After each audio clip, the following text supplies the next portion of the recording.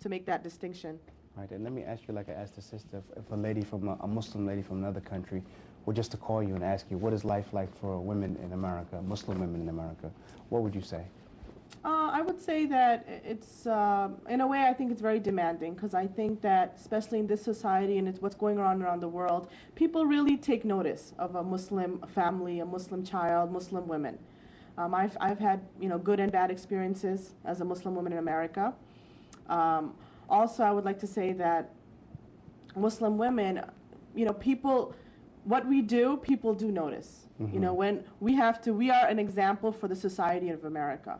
Mm-hmm. And we have to portray a good example of that. Mm-hmm. That whole concept, that stereotype that's out there that, we're being oppressed by our husbands. Mm-hmm. People see us, and when they, I have had where my husband, just because he's walking a little faster, he's in front of me, and they look at me and say, oh, look at that woman, look at that Muslim sister, the husband's in the front. Mm-hmm. Well, that's because maybe I forgot my purse, and I'm now walking to him. Right. But people get that impression because people have so many stereotypes in their minds. Mm-hmm. But let me ask you about the stereotypes. Do you think the people who have Muslim friends and Muslim relatives and live close to Muslims, they don't carry such stereotypes as people who are not exposed to Muslims and not in contact with Muslims? Oh, of course, because lack of education, that's what ignorance is. It's lack of education. Until you don't learn, until you're not around Muslim families, Muslim women, and until you don't ask the right questions. I always encourage people to ask me. Don't think why I wear a scarf. Ask me, why do you wear a scarf? Why do you dress a certain way? Ask me, did your husband beat you, or whatever you have in your mind. And that's one thing I learned. So, sister, when they ask you why do you wear a scarf, what is your approach to answering that? First of all, I always tell them that it's a very liberating experience. I'm not forced to by my husband. But I'm sorry, I hear a lot of people saying that it's a liberating experience. Can you just expound on that a bit? What do you mean when you say it's a liberating experience? Because when women for me and for women who wear their hijab, we are protecting ourselves from other people. When I talk to people on the street, when somebody approaches me, I feel very dignified. I feel like nobody's looking at me the wrong way. I'm not putting anything out there for someone to look at. When someone talks to me, they're trying to talk to me as an individual, intellectually.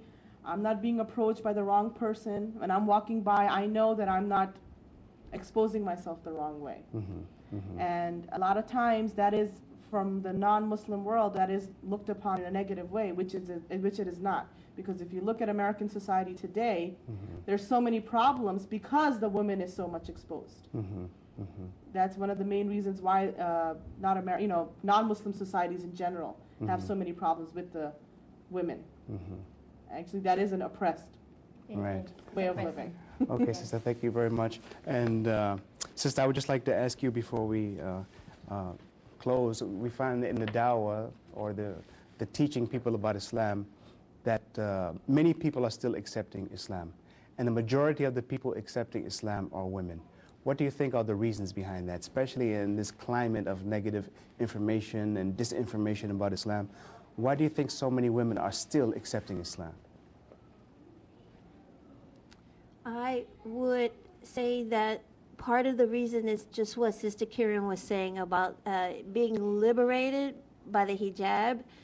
And it's oppressive when you have to get up. Think about this. When you have to get up every morning and think about, oh my God, what's my face look like? Oh my God, what's my hair look like? Oh my God, is my dress just right? Does everything match? That is very oppressing. It takes a lot of time and energy. So that's one part of it.